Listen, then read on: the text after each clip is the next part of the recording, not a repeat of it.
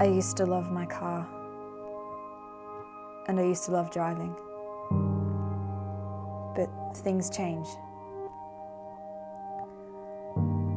One night, I was getting ready for my first date.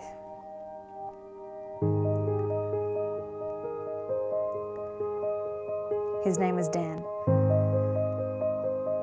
He was this guy I really, really liked.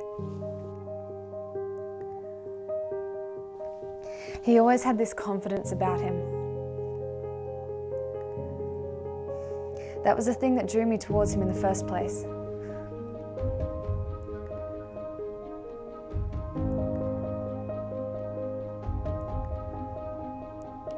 Honestly, I had no idea why he'd even consider a date with me.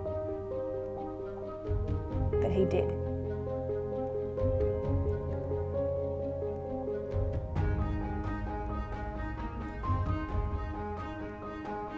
But he did.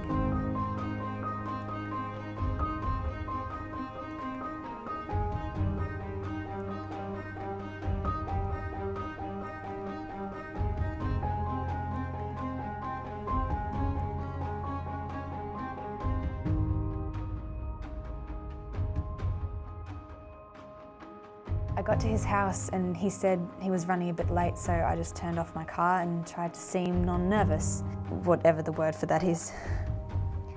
I saw him walk out, he smiled, then opened the door. It was kind of weird, but the first question he asked was about the car's miles. And I have no idea about cars. I didn't know what was good mileage. But I told him the truth and he seemed happy, saying the lower the better. We were just talking about nothing for ages, just sitting in the car together. It was so nice. I still hadn't even turned the car back on. But then he said, "Should we go?" And I was like, "Yeah, okay." As I turned on the car, he asked if he could drive, which was a little strange because it wasn't his car and it was our first date, but I thought, why not? One, I hadn't been on a date in ages. Two, I was having fun, and three, he was pretty cute. He turned the car on and asked me to control the gear stick, and I was instantly worried. I thought about everything that could go wrong, but he said he'd had other girls do it before, which was a bit weird of him to say, but in the moment I'm sure he didn't actually mean anything by it. So I did it. It was clunky at first, but he was really nice about it and I got the hang of it. We started taking off and I noticed he wasn't wearing a seatbelt. I asked him if he was going to put it on, but he laughed and said, "Nah, it's way more fun to drive without it. What are the chances of getting in a crash?" I guess I still thought he should have put it on. But before I had the chance to even voice this, he had unbuckled mine. It actually made me feel a bit sick. But he seemed so confident in his choice, so I relaxed a little.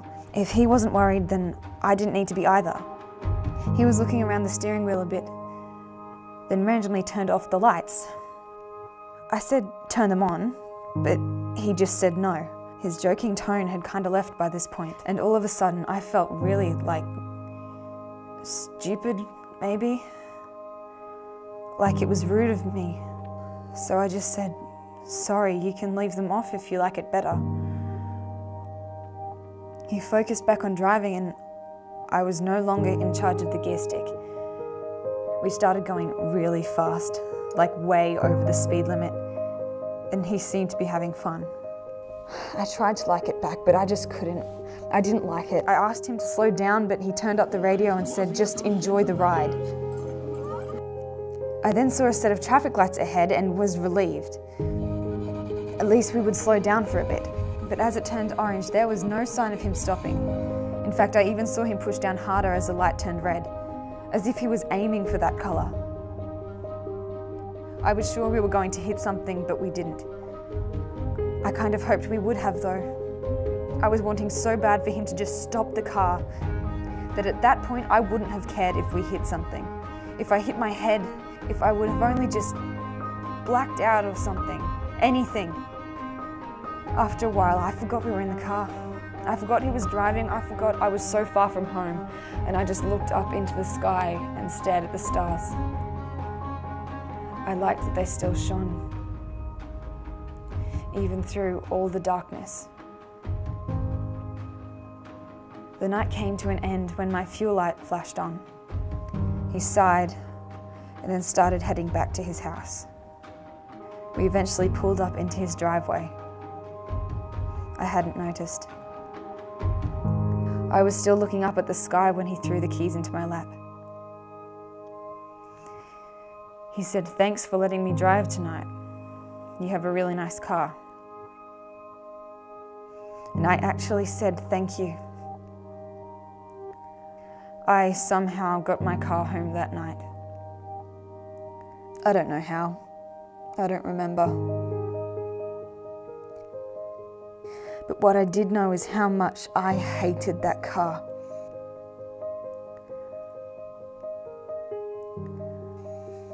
I didn't want to look at that car. I didn't want to be near that car. I wanted a different car.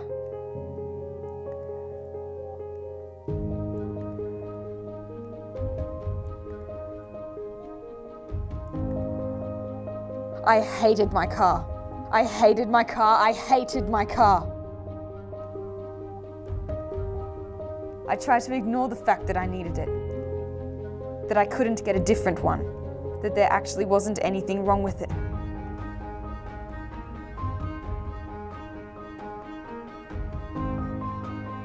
For so many months, I blamed the car for what had happened.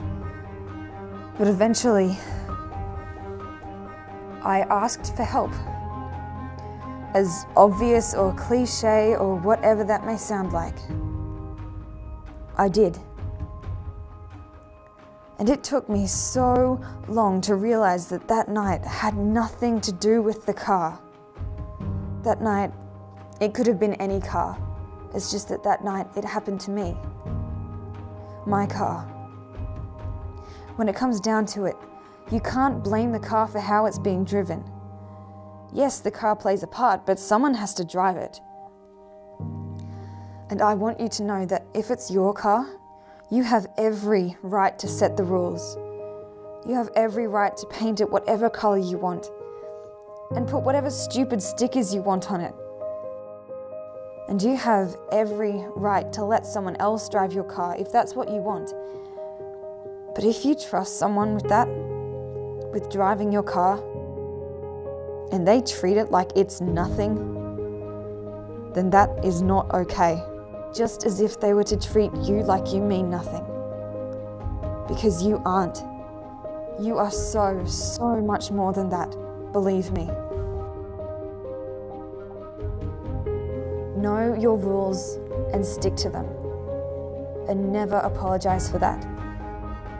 If someone doesn't like your rules, then they can drive their own car.